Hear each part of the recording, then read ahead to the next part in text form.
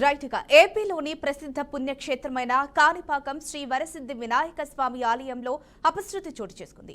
రోజు వేలాది భక్తులు దర్శించుకునే ఘననాథుడికి పాడైన పాలతో అభిషేకం చేశారు. ఆ విషయం తెలియడంతో భక్తులు, పాల సరఫరా కాంట్రాక్టర్, ఆలయ అధికారుల నిర్లక్ష్య వైఖరిపై మండిపడుతున్నారు.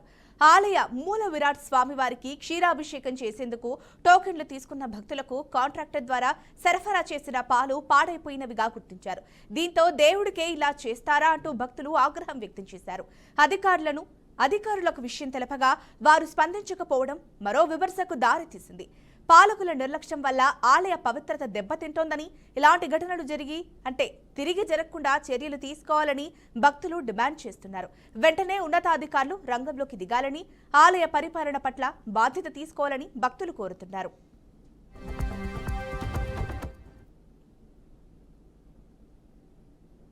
ఉద్దేశంతోన అదే పనిగా కర్నూలు నుంచి వచ్చాము ఈరోజు. సో పాలు దొరుకుతాయండి అంటే ఎన్ని లీటర్లైనా ఇస్తాం మేడం అన్నారు. సో మేము 2 టికెట్స్ తీసుకున్నాము, వాటికి 4 లీటర్స్ ఇచ్చాము. అగైన్ మాకు ఎక్స్ట్రా పాలు కావాలి అన్నాము, ఒక 10 లీటర్స్ ఇస్తాం మేడం అన్నారు. So we paid amount to the milk vendor, but he has given broken milk.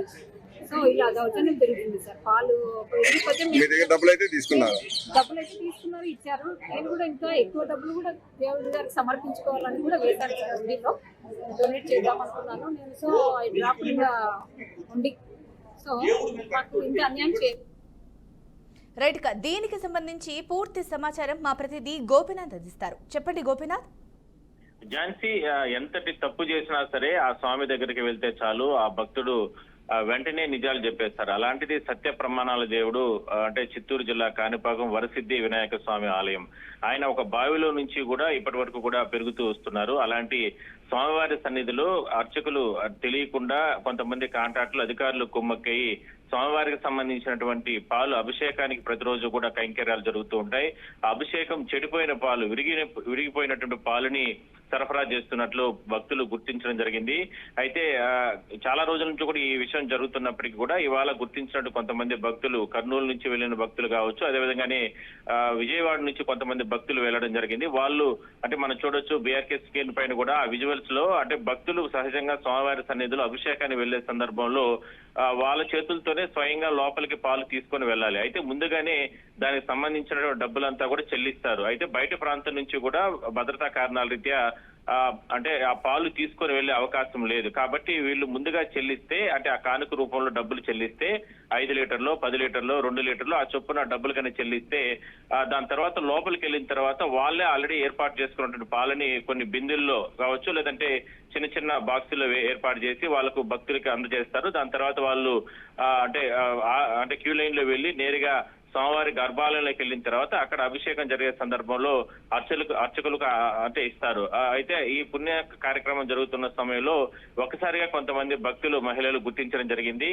ఇంత దారుణంగా విరిగిపోయిన పాలను, అది పాలని స్వామివారికి సంబంధించినటువంటి అభిషేకంలో వాడుతున్నారా అంటూ కూడా ఆ అధికారులు నిలదీసిన నేపథ్యంలో ఒకసారిగా వాళ్ళు అక్కడ ఉన్నటువంటి అధికారులు కూడా చెప్పలేనటువంటి పరిస్థితి. అయితే దీనిపైన ఆలయం బయటకు వచ్చిన తర్వాత అభిషేక సేవలో పాల్గొన్న భక్తులు వాళ్ళంతా కూడా తీవ్ర ఆగ్రహం వ్యక్తం చేయడం జరిగింది. ఇంత దుర్మార్గంగా అంటే స్వామివారికి సంబంధించిన ఆలయంలో ఇంత దారుణంగా జరుగుతున్నప్పుడు కూడా ఎందుకు పై అధికారులు ఎందుకు దీన్ని గుర్తించలేకుండా పోతున్నారంటూ కూడా ప్రశ్నించడం జరిగింది. అయితే ఉన్నటువంటి సమాచారం ప్రకారం ఏంటంటే ఆ పాలంతా కూడా బయట ప్రాంతానికి సంబంధించి ఒక కాంట్రాక్టర్ సరఫరా చేస్తున్నట్లు, ఆ కాంట్రాక్టర్ తో కొంతమంది అధికారులు కుమ్మక్కై ఈ రకంగా ఈ రకంగా చెడిపోయిన పాలు అంటే టైం దాటిపోయిన తర్వాత, ఎందుకంటే ఉదయం బహుశా ఎక్కడైనా పాల సేకరణ జరిగిన తర్వాత 2 గంటలు, 2 గంటలు మాత్రమే ఉంటాయి. అయితే సమయం ఎక్కువ మించిపోయితే కూడా ఈ రకంగా పాలు చెడిపోతూ ఉంటాయి. అలాంటి పాలను సరఫరా చేసి ఈ రకంగా ఇంత దుర్మార్గంగా భక్తుల మనోభావాలు, అదే కాకుండా స్వామికి అపవిత్రం జరిగే విధంగా కూడా ఈ కార్యక్రమాలు జరుగుతున్నట్లు కూడా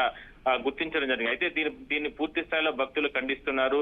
నిత్యం 10 నుంచి 15 వేల మంది భక్తులు స్వామివారి దగ్గరకు వస్తారు.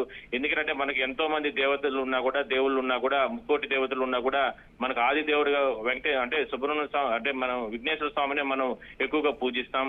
అలాంటిది ఇంత దారుణంగా సత్య ప్రమాణ దేవంగా ఉన్నటువంటి ఆలయంలో ఇంత దుర్మార్గంగా జరుగుతున్నప్పటికీ కూడా అధికార యంత్రాంగం ఎందుకు పట్టించుకోవడం లేదు? దేవాలయానికి సంబంధించిన అధికారులు ఎందుకు అలాంటి కాంట్రాక్టర్లకి ఈ రకంగా ఏర్పాటు చేశారనేటువంటి విమర్శలు అయితే పెద్ద ఎత్తున వస్తున్నాయి. అయితే దీనిపైన పూర్తి స్థాయిలో విచారణ జరపాలనేది భక్తుల నుంచి వస్తున్నటువంటి డిమాండ్.